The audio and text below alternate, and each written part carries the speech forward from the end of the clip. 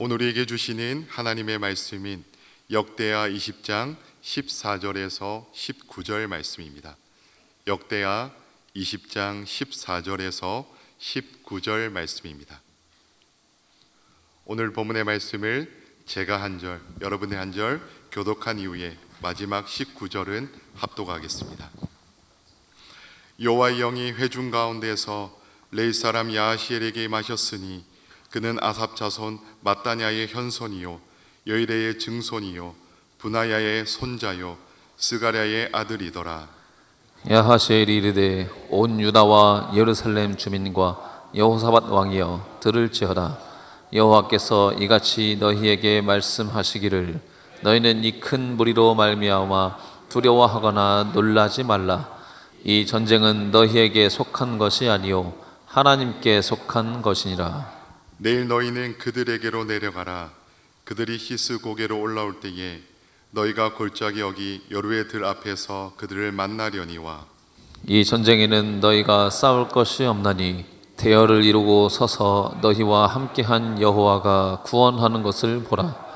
유다와 예루살렘아 너희는 두려워하지 말며 놀라지 말고 내일 그들을 맞서 나가라. 여호와가 너희와 함께하리라 하셨느니라 하매 여호사밧이 몸을 굽혀 얼굴을 땅에 대니 온 유다와 예루살렘 주민들도 여호와 앞에 엎드려 여호와께 경배하고 그핫 자손과 고라 자손에게 속한 레위 사람들은 서서 심히 큰 소리로 이스라엘 하나님 여호와를 찬송하니라. 아멘.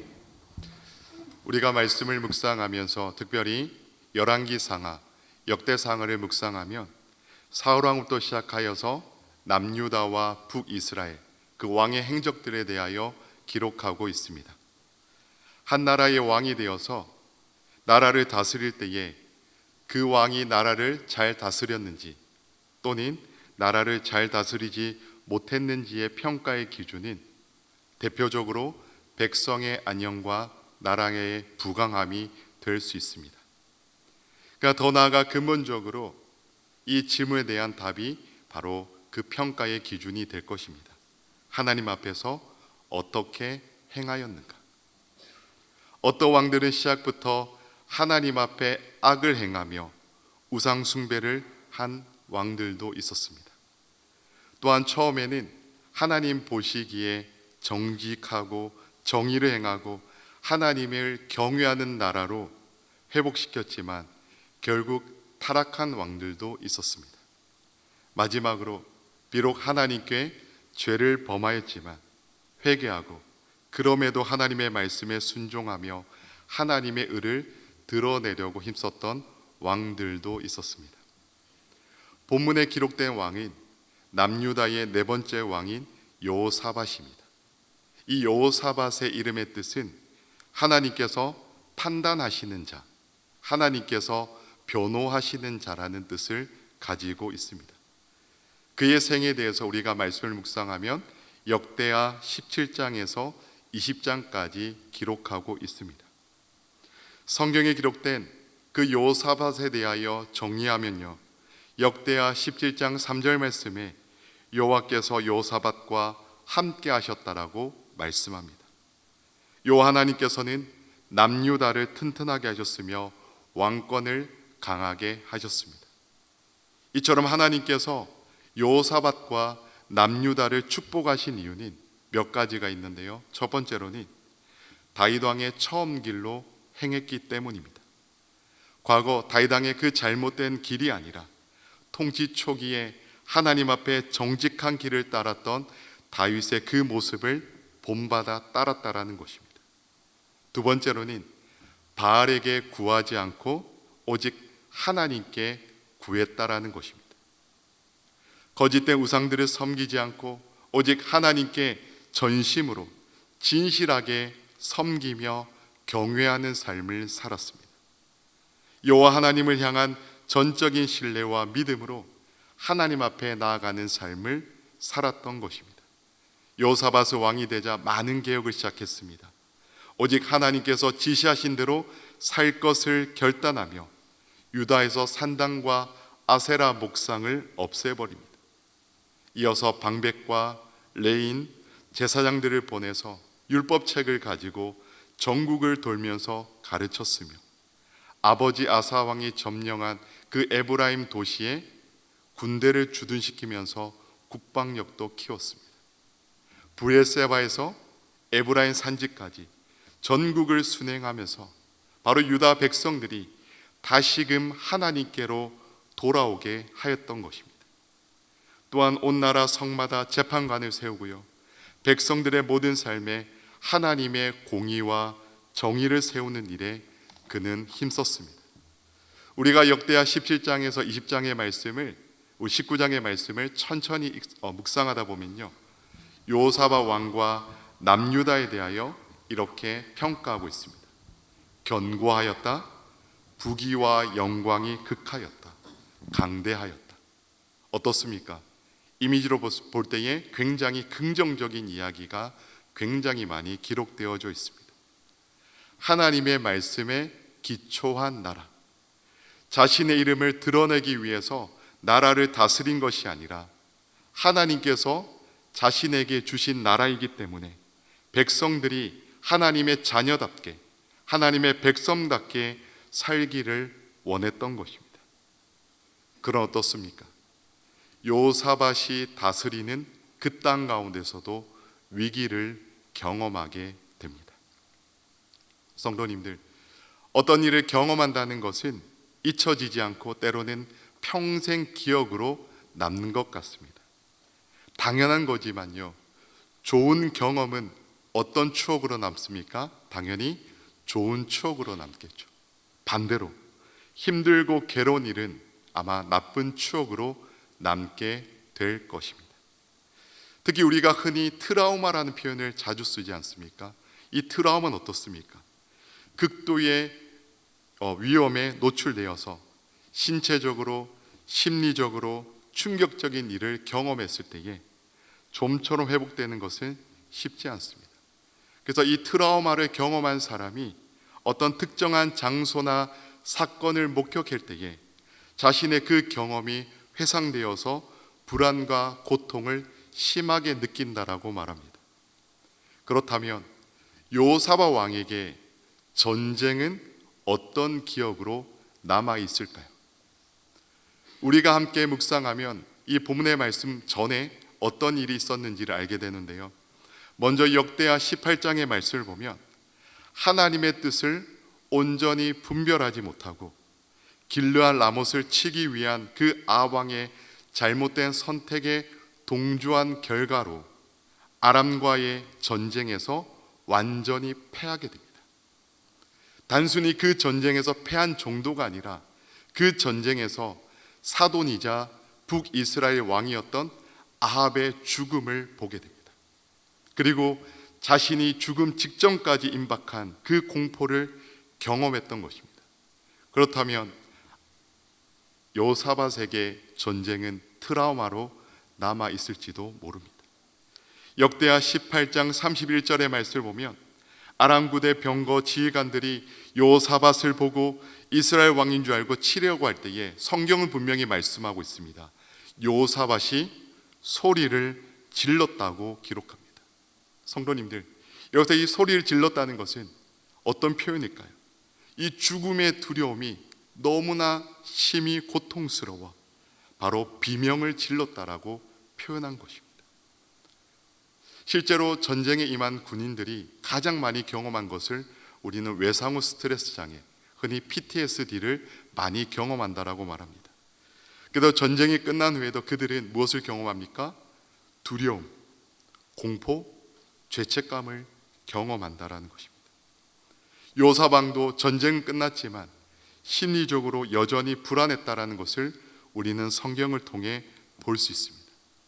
그리고 역대하 20장의 말씀을 보면 1절 말씀에 최선을 다해 나라를 다스린 상황 가운데에 모압, 암몬, 마온 사람들이 연합하여 요사밧을 치고자 오고 있습니다. 이전 전쟁에서 철저한 패배를 경험한 요사밧 왕이 그 심리 가운데에 역대하 20장 3절 말씀에 우리는 알게 되는데요, 두려워하였다라고 성경은 기록합니다. 단순한 두려움이 아니죠. 그는 죽음을 경험했습니다. 죽음이 임박한 것을 공포를 경험했습니다. 소리를 질렀습니다. 어떻게 보면 큰 충격과 공포였죠. 현재 연합하여 쳐들어온 무리들은 어디에 있었습니까? 엔게디라는 곳에 있었습니다. 성도님들, 예루살렘과 엔게디는요 약 50km 떨어진 곳입니다. 우리가 50km 큰 장애물이 없다면 군대가 하루 정도면 당도할 수 있는 거리입니다. 이처럼 보고한 내용을 정리하면 침공한 그들은 큰 무리이며 막강한 군대였다라는 점, 그리고 엔게디에 위치했을 때에 보고되었다는 점을 볼 때에 기습적으로 이루어진 침투로 대처할 시간이 촉박했다는 상황을 우리는 알게 됩니다. 어떻습니까? 그러나 여호사밧은 달랐습니다. 그에게는 두려워할 만큼 어려움이 찾아왔을 때에 어떤 모습을 보였습니까? 그는 두려움 앞에 끝난 것이 아니라 여호와께로 낯을 향하여 하나님을 불렀다라고 말합니다. 즉 다시 말해 여호와 하나님께 엎드려 기도합니다. 우리가 역대하 20장 3절의 말씀에 이렇게 기록하고 있습니다. 여호사밧이 두려워하여 여호와께로 낯을 향하여 간구하고 온 유다 백성에게 금식하라 공포하매. 아멘. 여호사밧도 왕 이전에 연약한 인간이라 무섭고 두려웠습니다. 그리고 누구나 다 잘 알겠지만 지금 가장 중요한 것은 무엇입니까? 전쟁을 치를 수 있는 군사를 준비하는 상황이었을 것입니다. 정비해야 될 상황입니다. 싸워야 될 상황입니다. 이전에 역대하 17장 14절에서 18절 말씀 가운데에 그 기록들을 보면요, 지금 현재 여호사밧이 가지고 있는 군사의 수가 약 116만 명이라는 것을 알게 됩니다. 이전에 아사 왕이, 아버지였던 아사 왕이 58만 명의 군사를 다스렸는데요, 어떻게 보면 몇 배입니까? 약 2배 정도 되는 군사의 수를 가지고 있습니다. 참고로 우리 대한민국의 육군과 공군과 해군과 해병대, 그 모든 병력의 수를 합치면 약 지금 현재 45만 명이 된다라고 말합니다. 엄청난 수입니다. 충분히 전쟁을 할 수 있는 군사의 수였습니다. 막강한 군사력을 가지고 있었습니다. 그러나 군사적으로 방어 기술을 취해볼 수 있었지만 그는 무엇을 선택합니까? 하나님께 간구합니다. 바로 하나님을 향한 여호사밧 왕의 그 기도는 가장 마지막의 해결책이 아니라 가장 처음 되는 해결책, 오직 기도의 길을 선택한 것입니다. 우리의 삶은 어떻습니까? 삶의 여러 문제가 찾아올 때에 내 주변에 있는 모든 것을 다 준비한 다음에 하나님 도와주십시오라고 기도하고 있지는 않습니까? 여호와께로 낯을 향했다는 것은 내가 가지고 있는 군사력, 내가 가지고 있는 권력, 이 모든 것을 내려놓고 하나님께 도움을 구하기로 결단하며 선포했다라는 표현입니다. 여호사밧은 수많은 군사보다 진정한 도움이시며 비할 바이시며 산성이시며 그 하나님께 모든 것을 구하기로 선택합니다.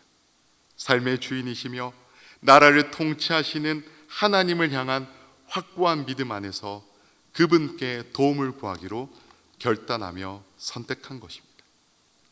그리고 우리가 다시 한번 3절의 하반절 말씀을 보면요, 온 유다 백성에게 금식하라고 공포합니다. 우리가 성경의 말씀을 보면 전쟁이나 그런 재난, 국가적 위기나 아니면 회개해야 될 때에 일부 백성을 모아서 금식을 선포한 적은 있었습니다. 그러나 지금 여호사밧처럼 온 나라 백성을 향하여 금식을 선포한 것은 처음이었습니다. 우리가 한번 상상해 보면요, 온 백성들을 향하여 금식하라고 선포한 것이 얼마나 급박한 상황인지, 얼마나 위기의 순간인지도 보게 되지만 더 나아가서는 얼마나 하나님을 의지했는가를 우리는 말씀 가운데에 알 수 있습니다. 우리는 연약할 때에 하나님을 바라보고 있습니다. 하지만 스스로 해결할 수 있는 그 순간에도 하나님을 바라봐야 할 줄 믿습니다. 우리는 힘들 때에도 하나님께 부르짖습니다. 또한 나의 문제를 해결할 수 있는 능력이 내 안에 있다 할지라도 우리는 하나님께 부르짖어야 할 줄 믿습니다. 성경은 모든 어려움과 염려만을 맡기라고 말하지 않습니다. 우리의 삶 전체를 온전히 맡기라고 저와 여러분들에게 분명히 가르쳐 주고 있습니다. 여호사밧과 유다 백성에게 그 금식을 선포하며 하나님 앞에 나와 간구하자 오늘 본문의 말씀인데요, 레위 사람 야시엘을 통해서 응답하십니다. 역대하 20장 17절의 말씀입니다. 이 본문의 말씀을 우리 한 목소리로 함께 봉독해 보도록 하겠습니다. 역대하 20장 17절의 말씀입니다. 이 전쟁에는 너희가 싸울 것이 없나니 대열을 이루고 서서 너희와 함께한 여호와가 구원하는 것을 보라. 유다와 예루살렘아, 너희는 두려워하지 말며 놀라지 말고 내일 그들을 맞서 나가라. 여호와가 너희와 함께하리라 하셨느니라. 아멘. 성도님들, 일반적으로 우리가 전쟁을 말하면요, 영토 확장을 목적으로 나라가 무력을 사용하여 싸우는 행위라고 정의합니다. 그러나 우리가 성경에서 말하고 있는 전쟁은요, 하나님께서 때로는 심판을 위한 도구로 사용하시고 이 전쟁을 통하여 하나님의 뜻을 온전히 드러내는 그 주권적인 역사로 사용하시기도 합니다. 본문에 기록된 전쟁은 그 적들이 동맹을 맺어 무력으로 침략당하는 위기의 순간일지 모르겠으나 어떻게 보면 반대로 보면요, 하나님께서 함께 하시는 역사를 경험하는 절호의 기회라고 성경은 말씀하고 있습니다. 그러므로 하나님께서는 여호사밧과 백성들에게 대열을 이루고 서서 너희와 함께한 여호와가 구원하는 것을 보라고 선포하고 있는 것입니다. 우리가 출애굽기 14장의 말씀을 보면 잘 아는 사건이, 우리가 너무나 많이 묵상했던 사건이 기록되어 있습니다. 어떤 사건일까요? 홍해 사건이죠. 우리는 잘 알고 있습니다. 앞에는 홍해가 있고요, 뒤에는 애국 군대가 죽이기 위하여 쫓아오고 있습니다. 그리고 이스라엘 백성들은 모세를 향하여 원망하고 불평합니다. 바로 그 시점 가운데에 출애굽기 14장 13절에 모세는 그들을 향하여 이렇게 선포합니다. 모세가 백성에게 이르되 너희는 두려워하지 말고 가만히 서서 여호와께서 오늘 너희를 위하여 행하시는 구원을 보라. 너희가 오늘 본 애굽 사람을 영원히 다시 보지 아니하리라. 아멘. 성도님들, 오늘 이 본문의 말씀 가운데 기록되어 있는 17절 말씀의 이 서서라는 단어와 제가 방금 봉독한 그 13절에 기록되어 있는 가만히 서서란 단어가 동일한 의미, 맥락으로 사용되어져 있습니다. 이 성경 말씀 가운데 이 서 있으라는 것은 아무것도 할 수 없어 망연자실하여 그냥 있으라는 의미가 아닙니다. 바로 믿음 가운데에 굳건히 서 있으라는 겁니다.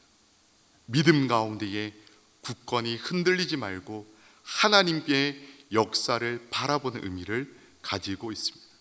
그때 그들은 무엇을 경험합니까? 구원을 베푸시고 하나님의 주권적인 역사 가운데에 그들을 이끄시는 것을 보게 될 것이라고 말씀하고 있습니다. 사랑하는 성도님들, 저와 여러분들은 지금 무엇을 바라보고 있습니까? 우리의 삶과 신앙 가운데에 이 바라봄의 법칙은 매우 중요합니다.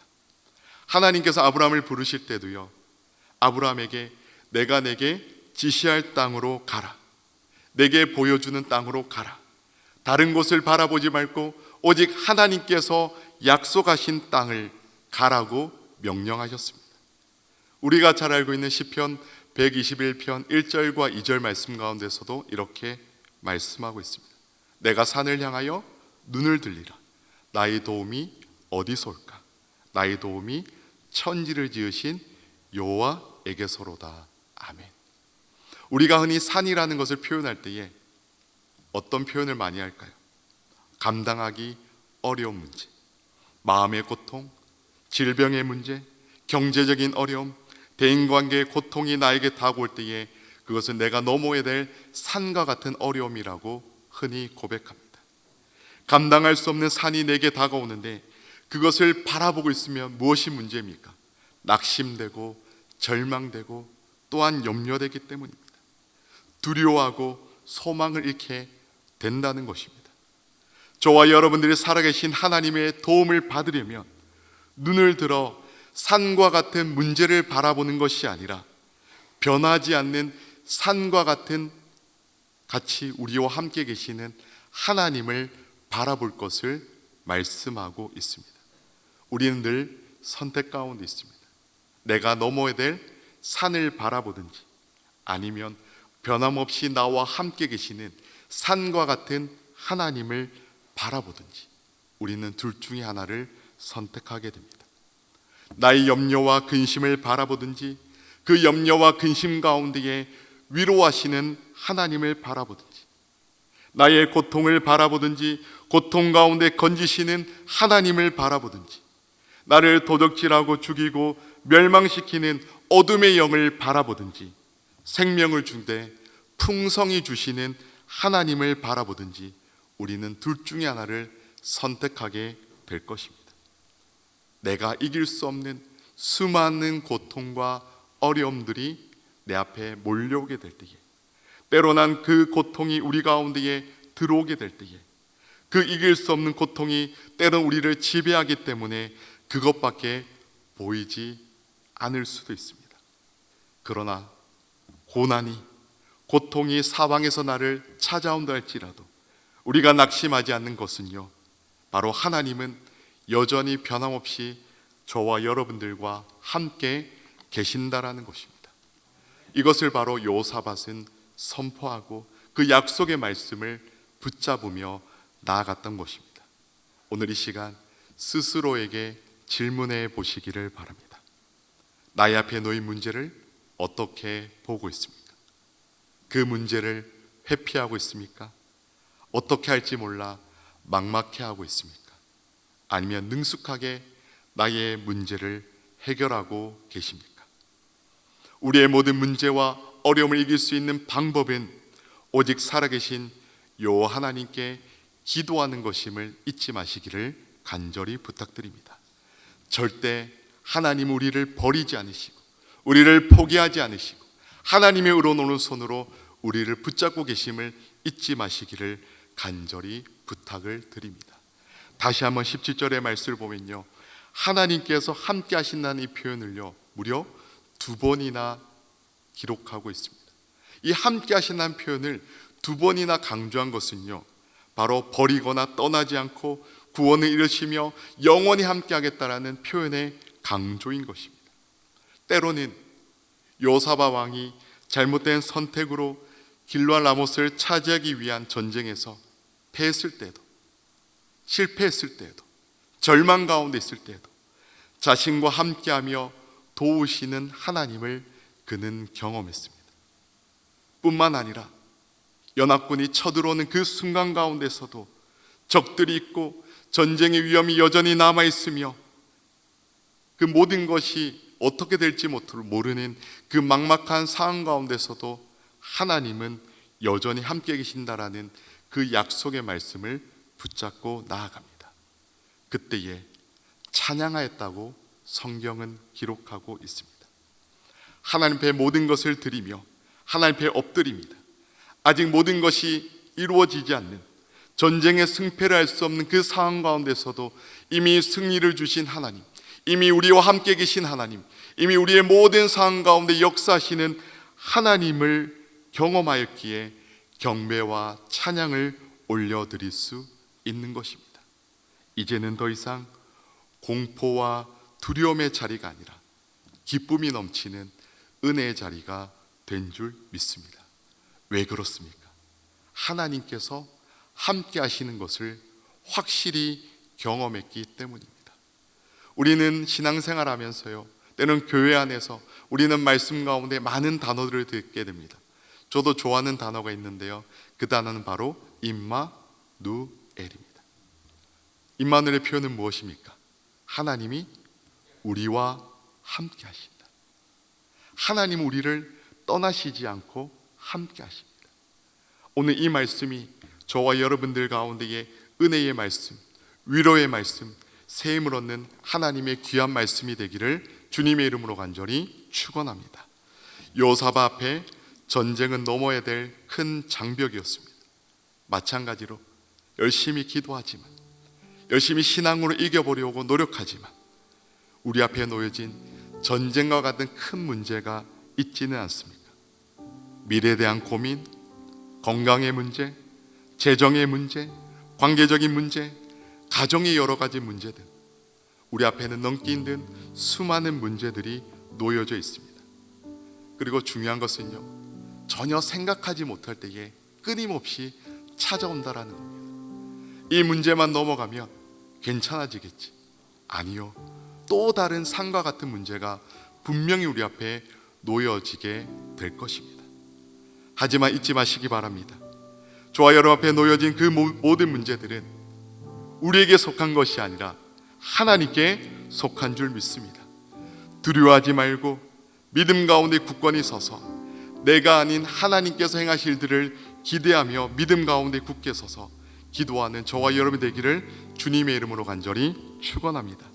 삶의 모든 문제는 우리의 것이 아니라 오직 살아계신 하나님의 것이기에 오늘 이 자리에 함께 모여 기도하는 줄 믿습니다. 내 모든 문제를 내려놓고 오직 주만 바라보며 기도했던 여호사밧처럼 응답하시고 위로하시고 새 힘을 주실 하나님을 경험하기를 간절히 부탁드립니다. 하나님은 신실하신 하나님입니다. 어려울 때나 언제나 우리와 함께 계시며 우리를 도우시고 계십니다. 삶의 주인 되시는 여호와 하나님과 매일 함께 교제하는 삶, 임마누엘, 하나님이 우리와 함께 계시다. 그것이 문자적으로 묶여있는 단어가 아니라 우리의 삶 가운데에 날마다 풍성한 열매로 기쁨이 넘치는 놀라운 하나님의 역사를 경험하는 저와 여러분의 삶이 되시기를 주님의 이름으로 간절히 축원합니다.